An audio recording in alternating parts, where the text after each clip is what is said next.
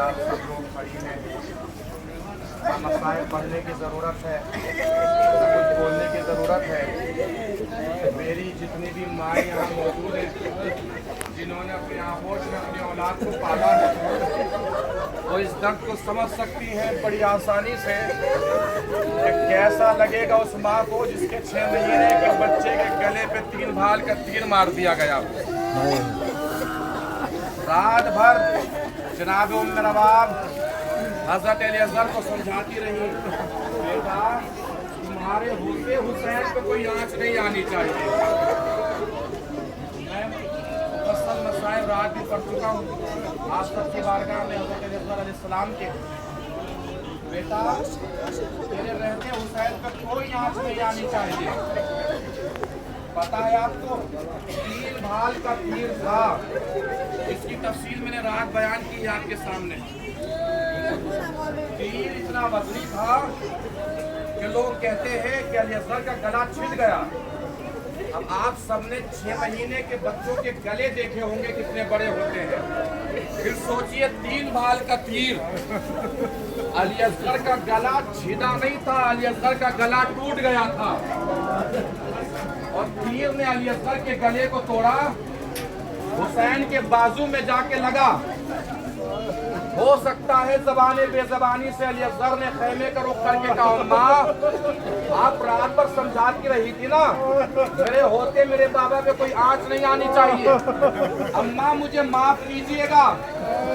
तीर मेरे गले से पार होकर बाबा के बाजू तक पहुंच गया, लेकिन अम्मा गलती मेरी भी नहीं थी अम्मा। अम्मा तीर बहुत बड़ा था, मेरा गला बहुत छोटा था। करबला का हर शहीद जिसका गला एक बार काटा गया है, तन्हा तरीन करबला में 6 महीने का अलीअज़हर ऐसा शहीद है जिसके गले को 2 बार काटा गया है। एक 3 भाल के तीर से गला कट गया, दूसरी बार पता है आपको कब? शाम गरीबा, खैमे जला दिए गए, असबाब लूट लिए गए। जनाब उम्मे रबाब जल्दी जमीन पर बैठी है, जनाब ज़ैनब बराबर में है। अचानक जनाब उम्मे रबाब के चेहरे का रंग बदल गया। जनाब ज़ैनब ने पूछा, भाभी खैरियत तो है? चेहरे का रंग किस वजह से बदल रहा है? क्या शहजादी दुआ कीजिए मेरे बच्चे की खैर हो।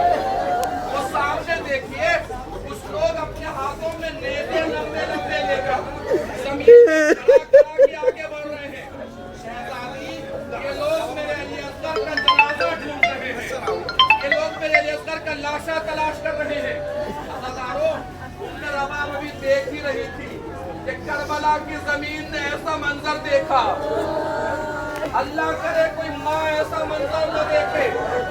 एक नेज़ा जो जमीन पे गया वापस निकला तो 6 महीने के बच्चे का छोटा सा लाशा नेज़े में लिपटा हुआ जमीन से बाहर निकला।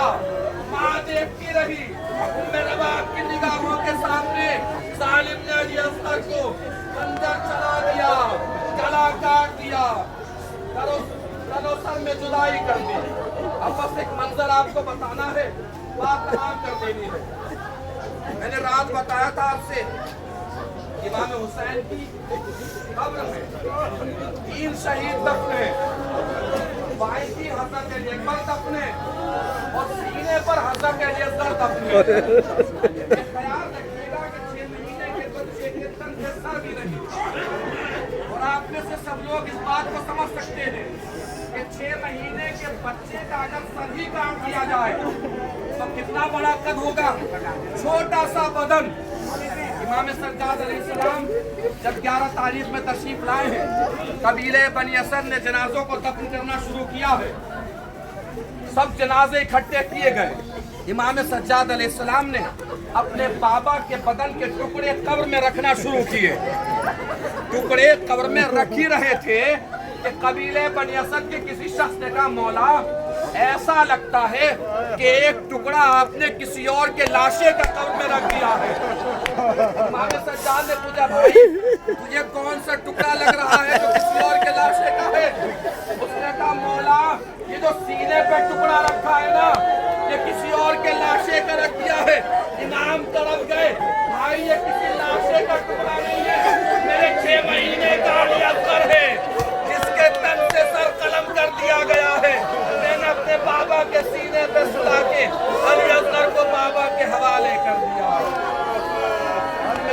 ابا کے پاس علی اصغر رہے گا، میری پھوپھی کے پاس شام میں سکینہ رہے گی۔ اِنَّا لِلَّهِ وَإِنَّا إِلَيْهِ رَاجِعُونَ۔ رضا بقضائه وتسلیما لأمره۔ آپ لوگ زیارت فرمائیے، مقام حضرت علی اصغر ہے۔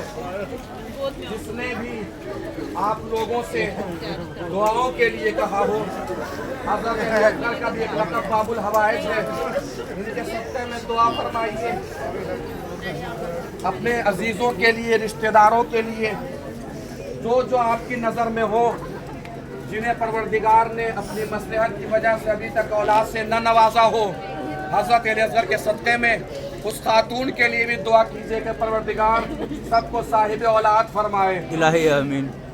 پروردگار آپ سب کے آنسوؤں کو اپنی بارگاہ میں قبول فرمائے۔ الہی آمین۔ آپ سب کی دعاؤں کو اپنی بارگاہ میں قبول فرمائے۔ الہی آمین۔ آپ سب کی زیارت کو اپنی بارگاہ میں قبول فرمائے۔ الہی آمین۔ زیارت کیجئے، میں زیارت بھی پڑھا دیتا ہوں۔